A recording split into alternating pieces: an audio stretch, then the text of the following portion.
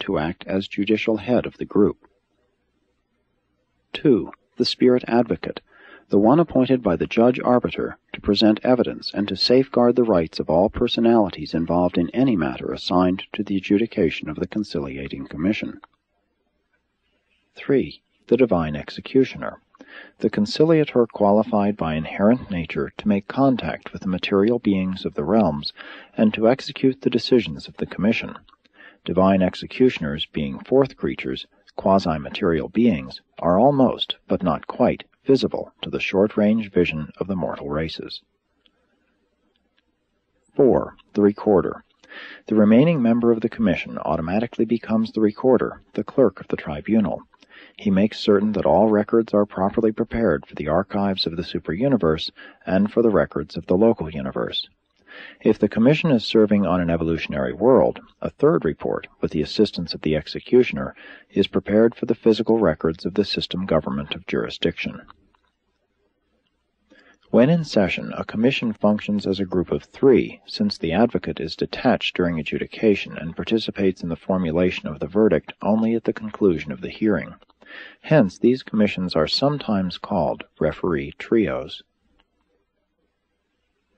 The conciliators are of great value in keeping the universe of universes running smoothly.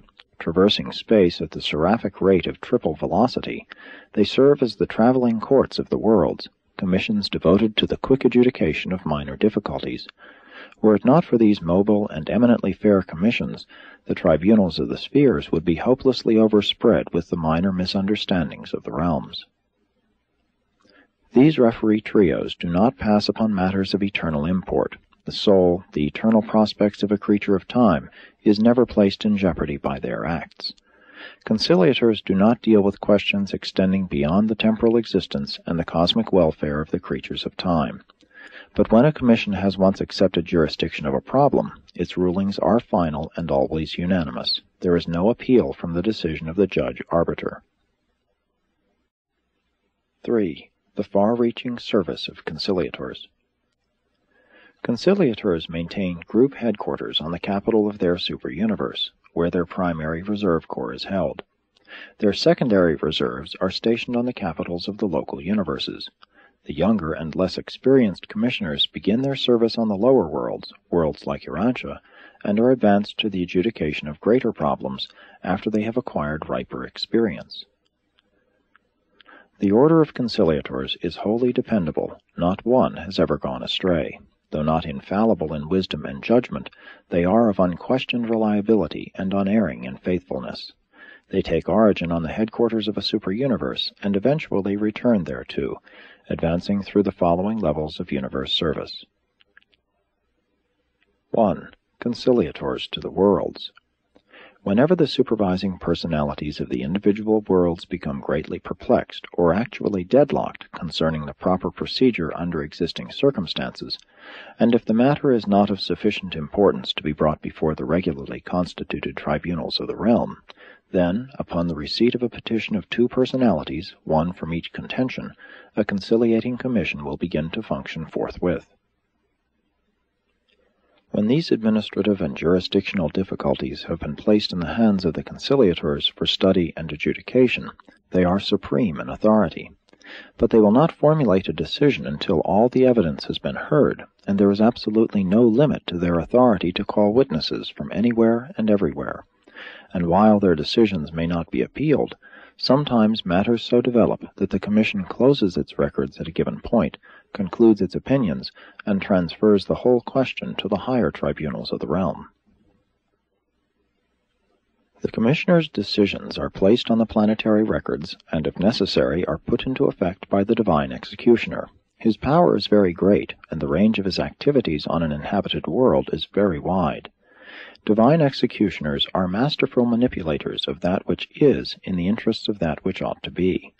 Their work is sometimes carried out for the apparent welfare of the realm, and sometimes their acts on the worlds of time and space are difficult of explanation. Though executing decrees in defiance of neither natural law nor the ordained usages of the realm, they do oft-times effect their strange doings and enforce the mandates of the conciliators in accordance with the higher laws of the system administration.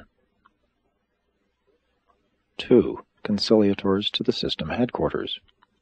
From service on the evolutionary worlds, these commissions of 4 are advanced to duty on a system headquarters. Here they have much work to do, and they prove to be the understanding friends of men, angels, and other spirit beings.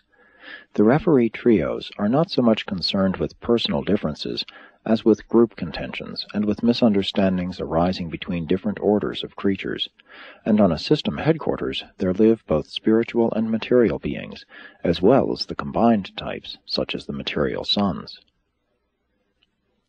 The moment the creators bring into existence evolving individuals with the power of choice, that moment a departure is made from the smooth working of divine perfection.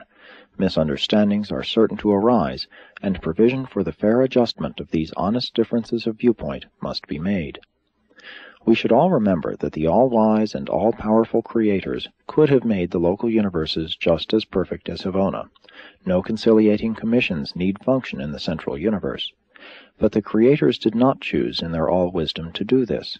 And while they have produced universes which abound in differences and teem with difficulties, they have likewise provided the mechanisms and the means for composing all these differences and for harmonizing all this seeming confusion. 3. The constellation conciliators. From service in the systems, the conciliators are promoted to the adjudication of the problems of a constellation, taking up the minor difficulties arising between its 100 systems of inhabited worlds. Not many problems developing on the constellation headquarters fall under their jurisdiction, but they are kept busy going from system to system, gathering evidence and preparing preliminary statements. If the contention is honest, if the difficulties arise out of sincere differences of opinion and honest diversity of viewpoints, no matter how few persons may be involved, no matter how apparently trivial the misunderstanding, a conciliating commission can always be had to pass upon the merits of the controversy. 4. Conciliators to the local universes. In this larger work of a universe, the commissioners are of great assistance to both the Melchizedeks and the magisterial sons, and to the constellation rulers and the hosts of personalities concerned with the coordination and administration of the 100 constellations. The different orders of seraphim and other residents of the headquarters spheres of a local universe also avail themselves of the help and decisions of the referee trios. It is almost impossible to explain the nature of those differences which may arise in the detailed affairs of a system, a constellation, or a universe. Difficulties do develop, but they are very unlike the petty trials and travails of material existence as it is lived on the evolutionary worlds. 5. Conciliators to the superuniverse minor sectors. From the problems of local universes, the commissioners are advanced to the study of questions arising in the minor sectors of their superuniverse. The farther they ascend inward from the individual planets, the fewer are the material duties of the divine executioner.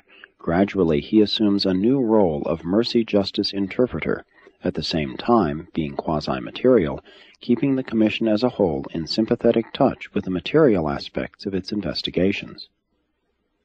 6. Conciliators to the superuniverse major sectors. The character of the work of the commissioners continues to change as they advance. There is less and less of misunderstanding to adjudicate, and more of mysterious phenomena to explain and interpret. From stage to stage they are evolving from arbiters of differences to explainers of mysteries, judges evolving to interpretive teachers. Arbiters of those who through ignorance permit difficulties and misunderstandings to arise, they once were, but they now are becoming instructors of those who are sufficiently intelligent and tolerant to avoid clashes of mind and wars of opinions. The higher a creature's education, the more respect he has for the knowledge, experience, and opinions of others. 7. Conciliators to the superuniverse. Here the conciliators become coordinate, 4 mutually understood and perfectly functioning arbiter-teachers. The divine executioner is divested of retributive power and becomes the physical voice of the spirit trio. By this time these counselors and teachers have become expertly familiar with most of the actual problems and difficulties encountered in the conduct of superuniverse affairs. Thus they become wonderful advisors and wise teachers of the ascending pilgrims who are in residence on the educational spheres surrounding the headquarters worlds of the superuniverse.